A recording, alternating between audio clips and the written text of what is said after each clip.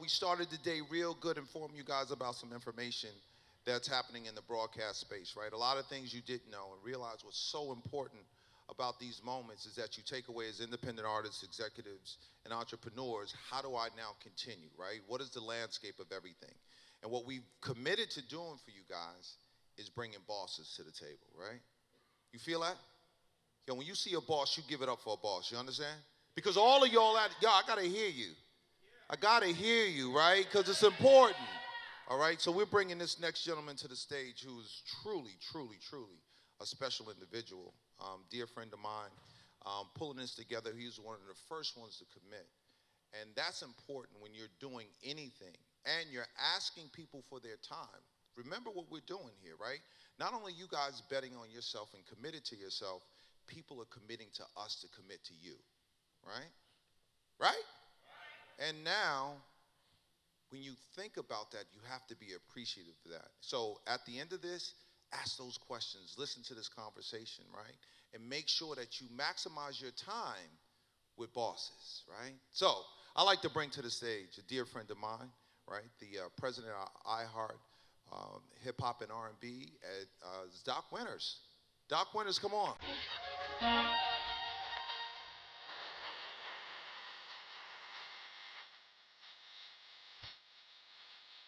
Son, We're supposed to shake hands. yes, it's my guy right here for a lot of calendars. This is beautiful. Thank you, for coming thank out. you, thank you. So before we get into that, this is important for not only just for myself, but for the community. We've been doing this about 2 years for the independent artists and the creatives and just entrepreneurs coming here. And it's an amazing, amazing give back. And I thank you for your time. Oh, anytime. Right? And they're a special group of people.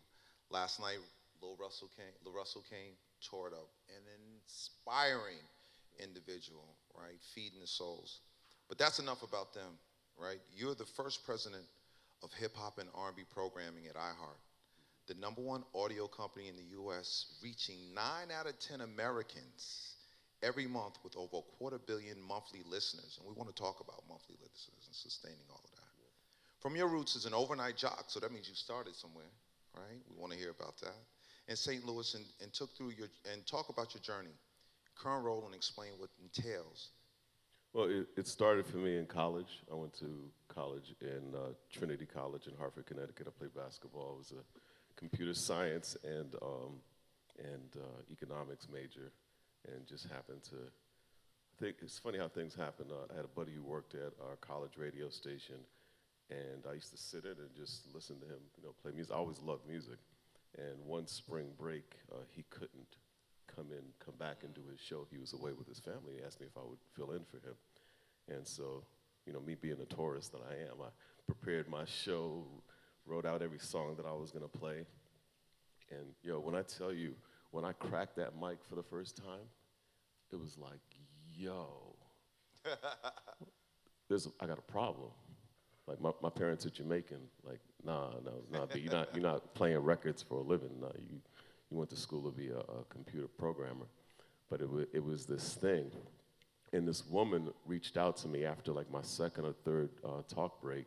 She worked at the commercial radio station in Hartford, and she called me on the hotline because at this time the college radio station was the night radio station, and WKND, which I think is still around, was the daytime station. So she called me. She said, I don't know who you are or what you're doing there, but this is what you need to do for a living. And I was like, wow, I got a problem, because I was basically finished with my degree in computers. So when I started working, when I graduated, I started working as a computer programmer, and I worked part-time at a radio station there. But I was like, man, I cannot do this computer thing for the rest of my life. It just wasn't me. So eventually, I was offered an opportunity to work at WNHC in New Haven, Connecticut, which I think is also still around, and worked there as a part-timer. And then one day, Jazzy Jordan, who was the PD, said, hey man, I want to offer you a full-time morning show job. And I was like, man, that was not really my plan. I just want to kind of do them both. And I went home that night, and I was like, man, I got to do is call my parents, said, hey, I think I'm gonna take the dive, I'm gonna take the plunge, and hopefully it'll work out for me. And that was the beginning.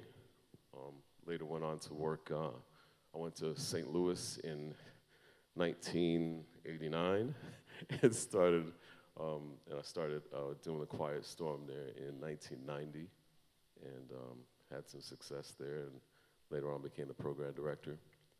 And then we were purchased by J-Corps. By the way, yesterday was my 35th anniversary at iHeart. That's Wow! crazy. Congratulations. Yeah, I was 5 when I started. It was kind of difficult to get to work when I was 5, but not fucking with you.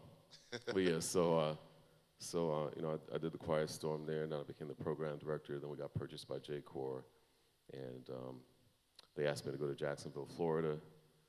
Went there, I had some success. I took WSOL to #1, and they gave me WJBT, and I took that station #1, and so then they offered me oversight of all of our stations, which at the time was 5, San Diego, St. Louis, 2 in LA, 2 in Jacksonville, 2 in St. Louis, and 1 in San Diego. And just as I was getting ready to sign my contract, we merged with Clear Channel. And so now all of these big brands became part of our portfolio of stations, Power 99, just huge brands, GCI. And I honestly thought I would, because I hadn't signed my contract yet. I didn't think they were going to give me the job, because I'd basically been programming for like 2 years. And they said, no, all of those brands are now yours. And so it went from 5 stations to 35 stations, in overnight.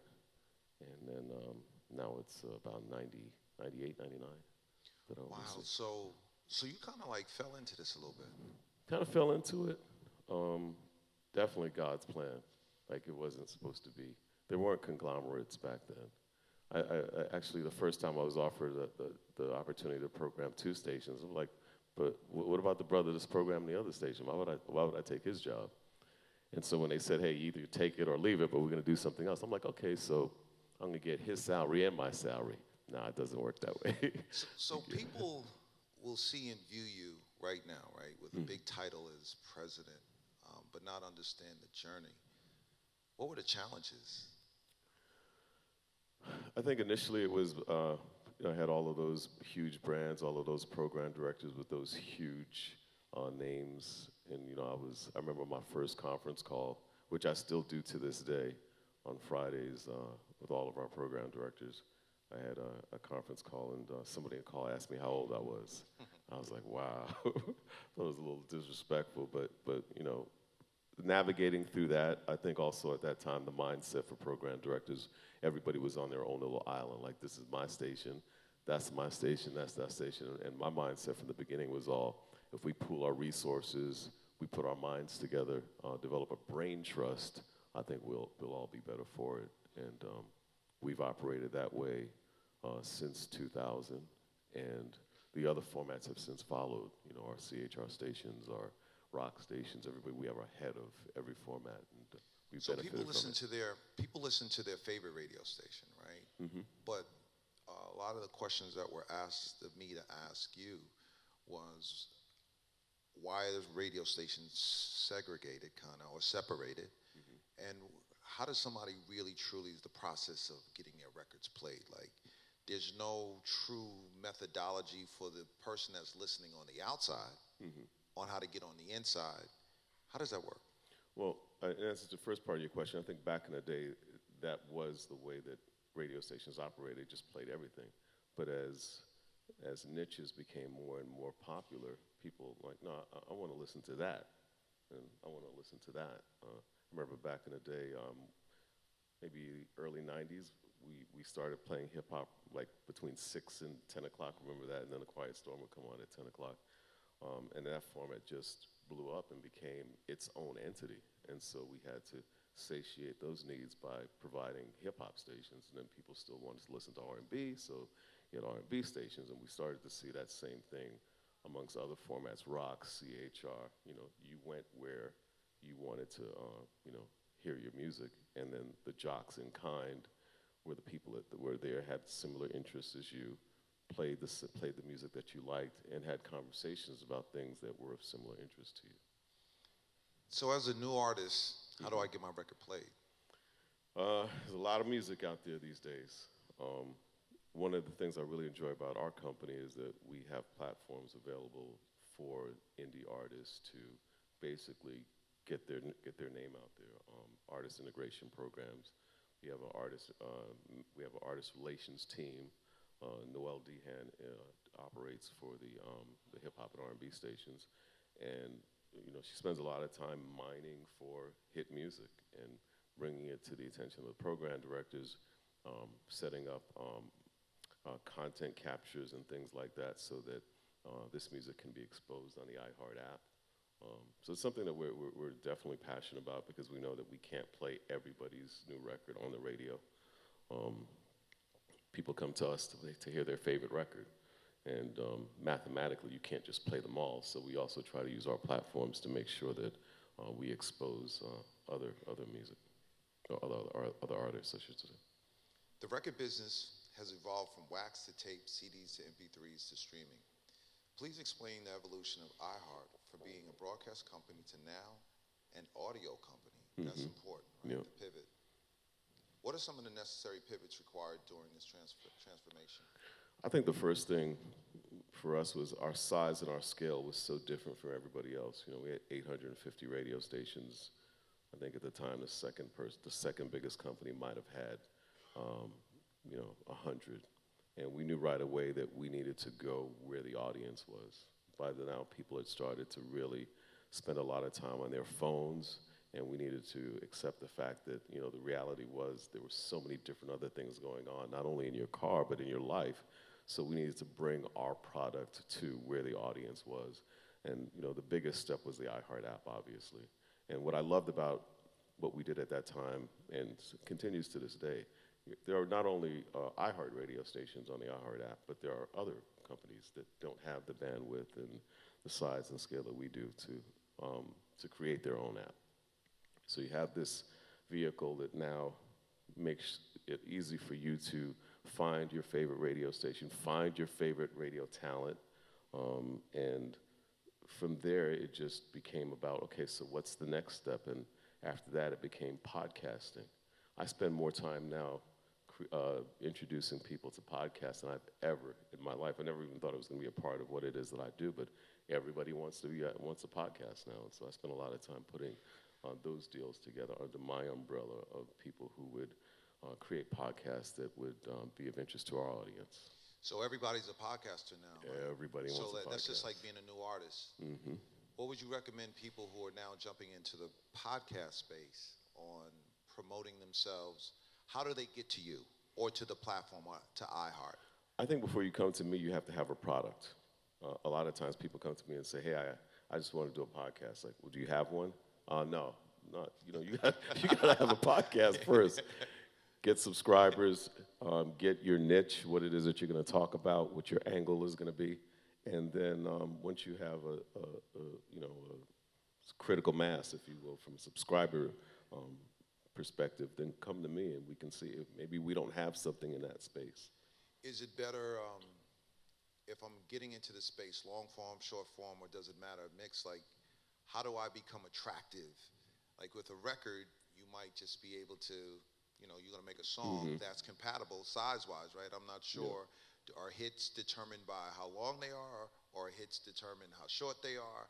Podcasting, are they determined, is it better to have long-form content, video content? What's going to be most impactful? I'd say long-form video, and then we can package it accordingly.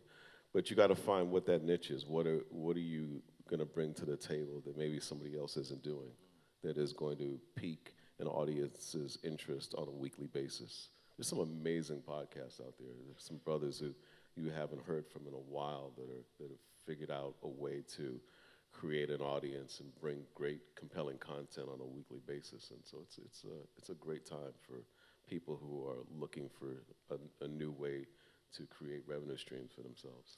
Is there a specific way on penetrating and breaking through with a podcast? Is there anything that you've seen, any metrics, any kind of exposure in the marketplace that pretty much not so much formulaic, but also put you in the right place, in the right space to be seen and heard? I mean, if you can get people on your podcast who have something to say that is not been said or revealing, unfortunately, or that thing that translates well to social media where you can put a snippet on and people are talking about it. I mean, that's what I've seen that has really worked. And I mean, there's some really, really good podcasts out there. So it's a very competitive space. So will viral moments make you a star in podcasting? It'll bring a lot of attention to you. Gotcha. I don't know if it's going to make you a star. So after that moment, should you be prepared? Okay. In the past, radio was a primary driver in breaking new artists. Today, there are various other methods for breaking acts: touring, streaming, influencers, social media campaigns. What is the ideal relationship between artists, labels, and radio stations now breaking in the new way? I think the relationship is still the same. I mean, I find myself talking to more artists and managers than I ever have before. I think the relationship with labels, depending on the label, is slightly different at times. But artists are trying to get their music played. And obviously, you know, I have a lot of bandwidth and a lot of reach of a lot of radio stations. So it's no longer out of the ordinary for an artist to have my number and me to have his number. And sometimes, you know, unfortunately, in order for us to have that relationship where, you know, I scratch your back, you scratch my back, I might need you to, you know, come and perform at an event in Los Angeles or New York or Philly. And so we have those relationships that we've nurtured. I don't know if I answered your question, but I think the relationship is slightly different from back in the 90s where I'd probably spend a lot more time with you, and now it's you and management and the artist in some instances. So there's been a power shift from the record label perspective, that your business is now more cutting the middleman out kind of thing. Not deliberately, but I think that it's become that, you know. I'm still going to talk to Tracy, but I might also talk to Tracy's artist, you know. Right. Yeah. So as a new artist, it doesn't matter whether I have a solid manager or not. If once you have the relationship, I can speak directly to you or someone like you in a local market at a radio station. If that's your strength, that may not be your strength. And as I can attest to, sometimes it's not great for me to talk to an artist because everything's gravy when I'm playing your record. When I'm not playing your record, it may not necessarily be gravy, and that may not be the best person that you want to have. So people have to be willing to take bad news. Absolutely. Okay. Which is probably the reason why why people like Tracy don't want our artists talking to me, because when I don't play their record, it's you know, it can be contentious at times. So. It says a lot about relationships, and you know, once again with the audience and thinking about these are all independent artists who are trying to figure out, you know, what's the best way for me to expose myself. Do I get a manager, right? Which is part of what you answered, that can help me there, or is it myself that needs to reach out to the decision maker? Do you think that process is difficult? I don't know if it's difficult. I think you got to be willing to understand what your strengths are. You know, maybe having a manager is better for you than it is for somebody else. It's kind of like back in the day when we used to do those group PD things where an artist would come and, you know, play the music and then talk about the music. Not everybody's good at that. It's not everybody's strength. So sometimes it'd be better for you or Tracy or whomever to be the person that brings the music to the PDs. And sometimes you have an artist that is good at that. Yeah. So as an artist, the news on the other side comes back to me that my record isn't working because of research, right? Which most people would have no idea. I just get news. Yeah. This big thing, research, is going to stop me from being exposed. What is research and how does it work? Well, we take a sample of our audience, people that spend time listening to our radio station or radio stations in our market, and we play the hook of maybe about 35 to 40 songs for them, and we ask them to tell us whether they like it a lot, unfamiliar with it, or don't like it. And based on that, we're able to produce a pop score, a potential score, a dislike score. And So it's not just you bobbing your head. There's no vibe. no, it's actually asking people that listen to the radio station, what do you think of this record? I think the challenge over the years has been that now that there are so many distractions, it takes longer for certain records to research, and the chart system has not changed. You still have, 12 weeks to try to get a record up to number one. And what we found that in this day and age, by the time you guys get the record up there, it's probably just beginning to test for us. And so we get the calls from the record labels, hey, we want you to put this record in power rotation so I can take it number one. And it's still highly familiar on my radio station, so I can't really do that. It wouldn't be in my best interest. So it's one of the problems that we have with this system, which I think is dated, the chart system and the advent of research. They don't necessarily line up. So is there other means or mechanisms that apply to research? If I'm just a local person, will you be able to find me if I have not necessarily become successful or fall into your badge? Obviously, local music is important to us because local content is important to us. So it's a major win for us if we can get an artist from our town and help break that artist. I think it's important for you to have a relationship with your local program director, introduce yourself, and send us your music. And yeah, you're gonna have to send it sometimes more than once or twice. But a good program director is gonna listen to it because we're always mining for hit records. And again, there's nothing better than if you can find a record from an artist in your town and you can, wave that flag that, I broke this person from my city. And, I'm here to support them for the long term. So regional success ultimately can become national success. Of course, absolutely. Those things happen every day. We do a weekly conference call with all of our PDs around the country.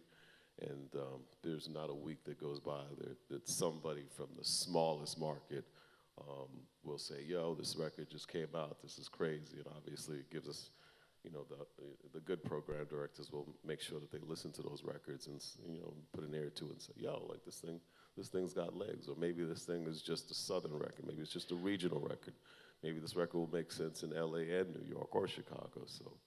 But again, one of the advantages of the brain trust that I mentioned earlier, I think is advantageous for not only us, but for the music community that we have these kinds of calls.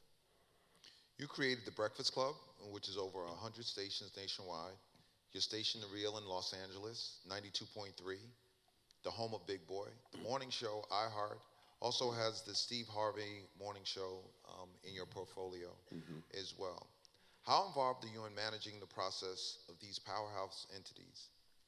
Well, I did not create the Breakfast Club. Okay. Obviously, I was the head of programming when the Breakfast Club was brought to my attention. I think Cadillac Jack was the program director at the time. And part of my job was to go in and help the show at its onset. And I remember going into a meeting in New York. This was, 10, 15 years ago. And it was prior to the meeting and just watching Angela and Charlemagne and Envy just mess around. And I was like, yo, like if we could take what I'm seeing right now and put this on the radio, like this could be big, but never in my imagination. Well, yeah, I think you never thought it would have been this. No, because I didn't realize that they were going to become the social media magnet that they became. They were the first morning show that really used social media and YouTube to really take their brand to the next level in ways that we've never seen before. They wrote the textbook on that. But in answer to your question, in terms of my involvement with them, I mean, people will reach out to me in my capacity, interested in being guests on their show. I deal with Steve in terms of the local markets, who trying to get Steve to do things, because obviously Steve is really, really big. And if you are an affiliate of Steve, you want your morning show to be involved in some capacity. It's just really difficult because he's really busy. Big Boy obviously I work with him on a daily basis. One of the most talented people I've ever worked with in my life. Like why so? He's just what makes him different? He's his wit, his understanding of the game. He's so quick-witted. He's actually very funny. and his work ethic is insane. Like he's the kind of guy, he walks into a room, you know he's somebody. He's still gonna take command of the room, and he does that every day in Los Angeles. And walking the streets of Los Angeles with him, like I've walked the streets of New York with Steve. I've walked with the Breakfast Club. Keith Sweat is another one of our big shows, but I've never seen anybody have the love locally, and not even just locally. I've walked Las Vegas with him. I've walked through the streets of New York with him, and it's absolutely the same thing. Wherever you go, you can't walk 5 feet without somebody, you know, wanting to take a picture or shake his hand, and he's going to take every single picture. Wow. Every single picture. Yeah. What are the pros and cons of nationally syndicated radio? Less opportunities for local talent, but you know, when you think about the iHeart picture, the size and scale of what we do, and we're looking for the best talent, it only makes sense if you have a Steve Harvey. Like when you think about when Steve came into the picture, I remember most of our urban adult stations were Tom Joyner affiliates, and I was really a big advocate of putting Tom on as many stations as we had. And then Tom cut a deal with Radio 1 to become their affiliate, their morning show. And so we lost Tom in some key markets, I think Philadelphia, Detroit. And so we had to find a new morning show. And Steve Harvey had recently left Radio 1, and so we began having conversations with him. And when Steve took over, like his impact on mornings and urban adult radio was incredible. Like he just reinvented the game, and it saved us because again, Tom wasn't our talent. He was an independent talent, and that began the idea of us really going and getting talent. Like we're not going to let somebody leave us again and leave us empty-handed without a morning show. So that became kind of part of our mission. Let's go get great talent. You know, it's interesting.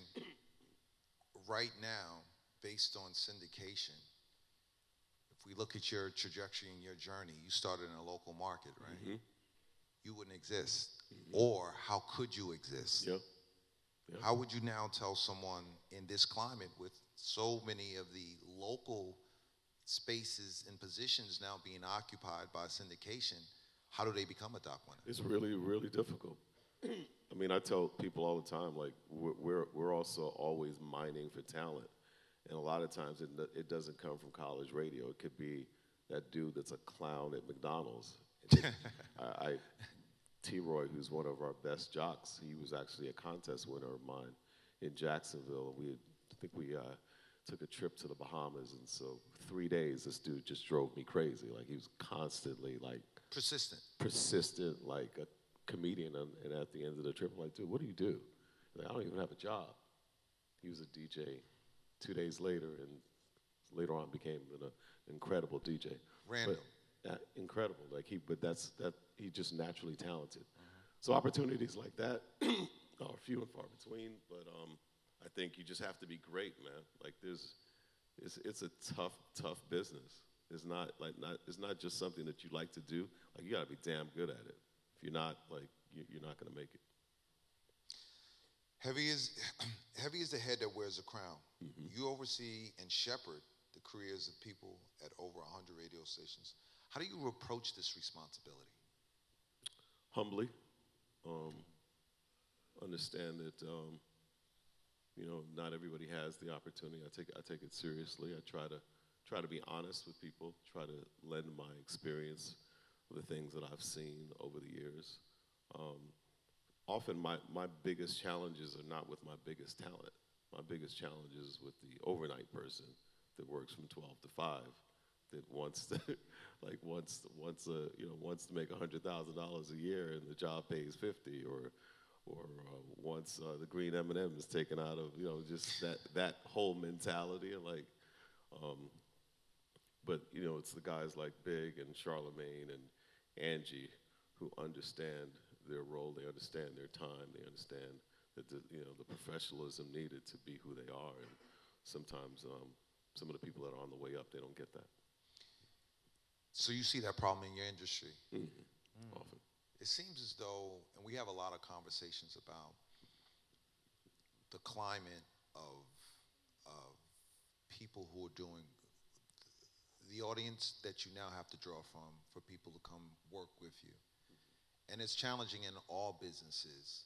So to hear you say that, how do you now go about seeking new talent, looking at new executives, looking for new hosts, like, as you just stated in regards to, it could be random, but I'm sure there's a process. Yeah, I look for people with great work ethic, man. And it's funny how it's not as easy to find people like that. There are a lot of people. There's a microwave mentality that exists nowadays where people want to make a lot of money very quickly and don't necessarily want to do the work. So when I find people with great work ethics, and I've been blessed to have a few. I remember at the beginning of my career was Tiffany Green. I don't know if you remember Tiffany.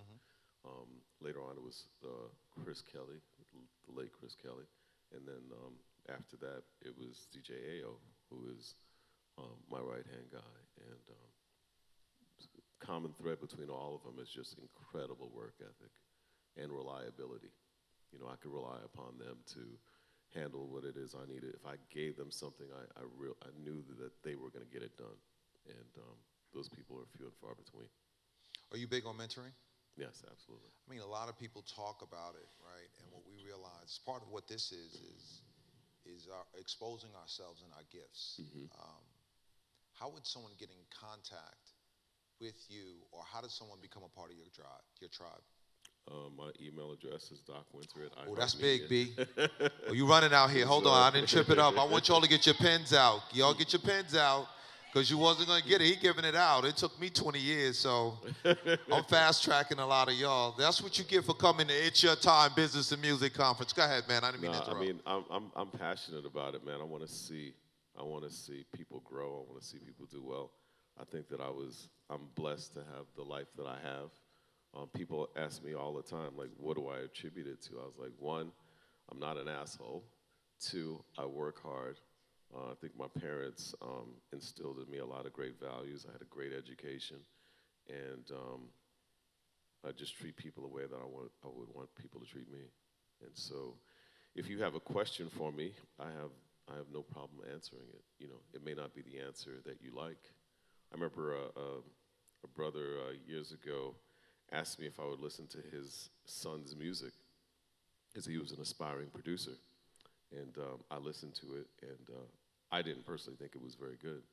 And I remember asking him what his plan B was, and he got very upset with me. He said, I don't need a plan B. I know this is what I'm gonna do. And I was like, and you know what, I'm somebody that's living my dream right now too. But you asked me for my professional opinion, and I'm telling you, I don't hear it. And I would encourage you to have a plan B. He was upset with me. He walked away, not getting the answers that he wanted. To my knowledge, he is not a producer, and I wouldn't be surprised that he wasn't, because I didn't hear it. But sometimes that's the advice that you have to give people. You just got to be honest. And the route is not necessarily going to be the easiest one. It could be laborious at times. But I think at the end of the day, you're going to work hard now, or you'll work hard later. I'd rather work hard early on when I'm young than work hard later on in life. So. It's interesting you say that. I'm a big proponent. I call it in my book, 2 Plans A's: On Impact, Life, Leadership, Betting on Yourself. Great book, by the way. Oh. Great book. Great book. You can sold everywhere where you buy books, by the way, right? Get that little plug in. But thank you for that. Yeah. But what you're actually speaking to is what we've been talking about for the last couple of days and into this moment. Preparation. People think it's easy. And, we even heard some people in this audience yesterday just like make excuses in front of other people for not being ready. Yeah. And what you've said consistently over again, it's hard work, it's not easy, and guess what? It's just not going to come because you hot on the gram. So it's good for real people to see real people doing real things. Yeah. Yeah, man. How has broadcast radio made the competitive pivot in the face of streaming? Do you feel that radio and streaming platforms are competing in the same audience? I think streaming is definitely a place where people go for new music discovery. Like that's where you go. Um, we do we do we do it in radio as well, but not to the extent that you do it on streaming. Like we can't afford to just play every new record because we've seen a direct correlation between too much new music and poor ratings. So we have to play hits. Um, to that end, I think what we've really learned is that the reason why people come to radio is for music and companionship. And again, that's why we've gone out and sought the best talent. And we brought in the big boys and the Breakfast Clubs and the Keith Sweats and people like that. So now you have this companionship thing, and you're also, again, listening to somebody that you've established a relationship with, you've grown with them, they've talked about their family with you, they've entertained you, they've made you laugh, they've made you cry, and they're also playing your favorite records. And that's how I think we've managed to continue to survive is, you want to know that you want to listen to Big Boy's phone taps at 10 after the hour. You want to listen to the Donkey Today at 5 after 8 every morning. And we've become very, very good at doing that, finding people who have that kind of creativity to create those benchmarks that make people want to get up in the morning or get up in the afternoon and listen to the radio to hear this piece of content that's entertaining to them. This is interesting. In the beginning, radio was the destination for community information as well as entertainment. Mm-hmm. What is the health of broadcasting industry now with consumers having so many options? I'm sorry, what's the question again? What was the question again? What is the health of broadcast industry now with the consumers having so many options? Oh, okay. How do you keep the attention? Again, it's like I said, benchmarks, great talent. That metric that we talked about at the very beginning, 90% of Americans listen to iHeart on a weekly basis. 275 million people, like that's more than Google, that's more than Facebook, that's more than television networks. Listen to the radio.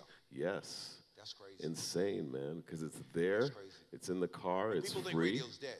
Yeah, people that think that, but then there are people, especially artists, who know, like, you want to be a household name, you got to be on the radio, man. I mean, it's real. Like you may have grown up and thinking that it's not hip, but it's still here, and it's the difference between, again, being a household name and just being a dude that raps, or a young lady that raps.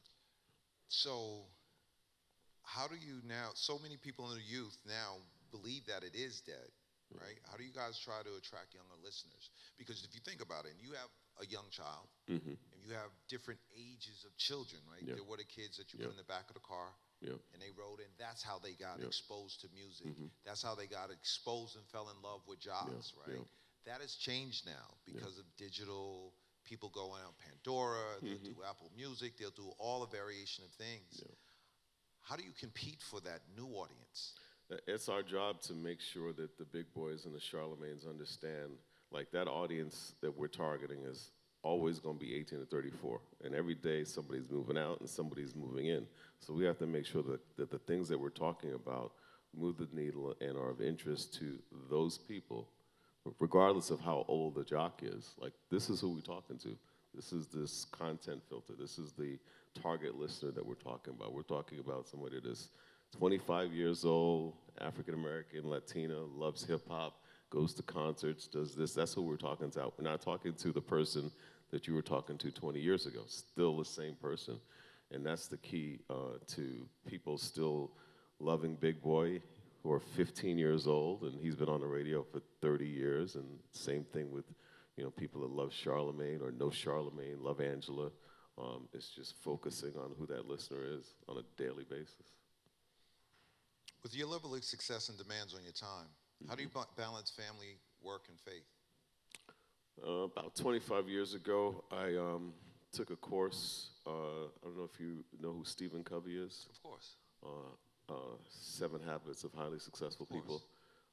Took that course when I was actually still just a computer programmer. So you went through the course? I did the course and the book. I played with the book. I did the course and the book. And in the course and the book, he talks about big rocks. And in life, there are just a lot of pebbles. There's a lot of pebbles that come at you.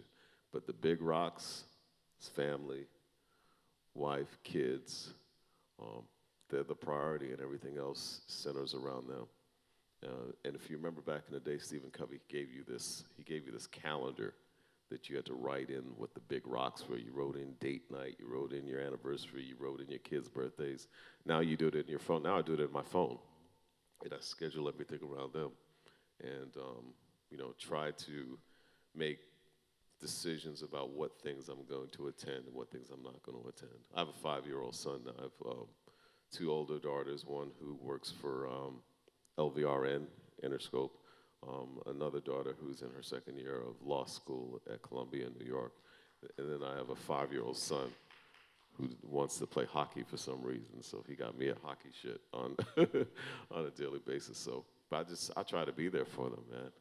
Like those are the people that I mentor. Like, and we've talked about this because we often, you and I often talk about parenting. Like I give my 5-year-old a business, man. I'm like trying to get him to understand, and he don't understand what I'm talking about because he's 5. But I'm like, nah, man, I need you to be great. Like, you got this last name. I need you to be great. I try to get my daughters to understand that this last name can help you or can hurt you. It can help you get in the door, but once you're in that door, you could be the person, oh, this person's just trying to live off of her dad's name. It's like, I need you to uphold this name. I need you to understand it. It's important that we sustain who we are and take this name into the next generation. So it's not a day that I don't think about it. I probably drive my kids crazy, but I need them to understand how important this is, So. It's interesting, right? When you think about artists, they are who they are in their whole being. So they're the only one that's truly competing and pushing for themselves. Mm-hmm. Everyone else comes along as you start to create momentum. Yeah. You kind of check the box of 2 only ones. You're a president, and you're a president of color. Mm-hmm. How does that impact you? Definitely take it as an incredible responsibility. Definitely know that throughout my life, I've always known that there has been a higher being that has been responsible for a lot of the things that I've been lucky to experience in my life. It is impossible for me to have done it by myself. I thank my parents for the preparation. I think my basketball coaches, who in some way, form were probably more impactful in my life than my dad, because my dad had to work 3 jobs in order for me to go to school. And so I was just lucky enough to have great people in my life. My dad was a big advocate of, like if my father sensed that you wasn't about nothing, my dad was like, nah, you can't come over our house.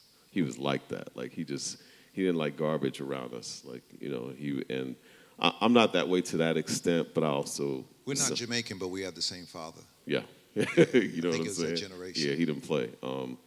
But I try to instill that in my kids as well. But yeah, I take it as I'm humbled that I have this opportunity.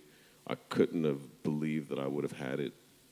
I just loved being on the radio when I was in college, and then I look up one day and I have this incredible job. I got the job in 2020 overseeing our urbans, and it's 2024 and I'm still overseeing our urbans. So I get up every morning, I work out. There's no plastic surgery, Tracy.